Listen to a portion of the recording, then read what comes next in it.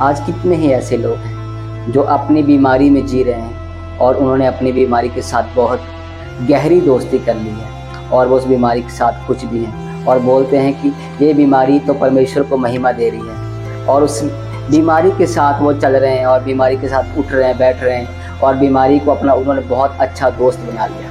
परंतु मेरे भाई, मेरी बहन, अगर कोई भी बीमारी आपके जीवन में बहुत सालों से है, बहुत दिनों से है, तो वो जान जाइए वो बीमारी परमेश्वर की ओर से नहीं, वो शैतान की ओर से है। अगर कोई बीमारी परमेश्वर आपके जीवन में भेजता है तो वो बीमारी के द्वारा आप कुछ सीखते हो और अगले लेवल पे जाते हो और उस बीमारी से आप बहुत जल्दी छुटकारा भी पा लेते हो। कोई बीमारी आपके जीवन में सालों साल तक नहीं रहती। मैं एक बहन की मेमोरियल सर्विस में गया, उस बहन की डेथ हो गई थी, तो मुझे वहाँ पर पता लगा कि उस बहन को किडनी का रोग था और उसकी दोनों किडनियाँ ख़राब हो गई थी और वो बीमारी उसके जीवन में काफ़ी सालों से थी और इस बीमारी के साथ वो चल रही थी।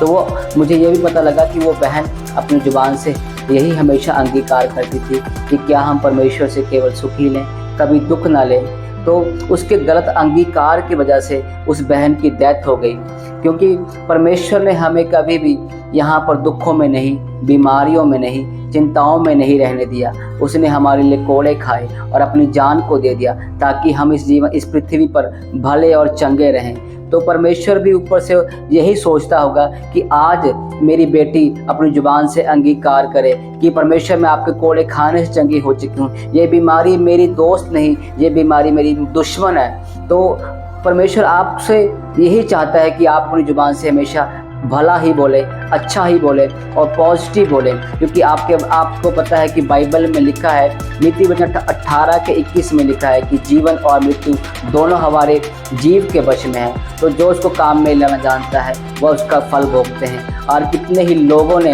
अपनी जान को गंवा दिया अपने गलत अंगीकार की वजह से। तो परमेश्वर ने हमारे सामने एक चुनाव रखा है, वो चुनाव हमको चुनना है। हमको क्या चुनना है और क्या नहीं चुनना, ये हमारे ऊपर डिसाइड है। कई लोग तो जीवन को चुन रहे हैं और कई लोग तो मौत को चुन रहे हैं, परंतु परमेश्वर नहीं चाहता कि हम मौत को चुनें, वो चाहता है कि हम जीवन को चुनें और चोखा जीवन को चुनें।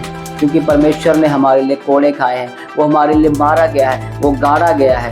अगर आप सोचिए, अगर वो 12 साल वाली लहू बहने वाली औरत को परमेश्वर उस जगह पर कह देता कि जा बेटी, मैं तुझको चंगा नहीं करूँगा, तुझको नहीं पता कि मेरे बेटे आयुब ने कितना दुख सहा है, ये दुख तो उसके सामने कुछ भी नहीं है। अगर वो जन्म से अंधे को जो देख नहीं पा रहा था, यीशु मसीह उसके पास आकर पूछता है कि तुझको क्या चाहिए, और वो अपनी जुबान से बोलता है कि मैं देखने लग जाऊँ। अगर प्रभु यीशु मसीह भी वहाँ पर बोल देते कि तू तो जन्म से अंधा है, तुझको नहीं पता कि मेरे बेटे आयुब ने कितना दुख सहा है, उसने अपने बेटे और बेटियां सब कुछ खो दिया है मेरे लिए, जा मैं तुझको चंगा नहीं करूँगा। परंतु उसने ऐसा नहीं किया। उसने कहा कि अगर तू जो चाहता है अपने जीवन में, जो तू बोलेगा वो मैं तुझको दूंगा।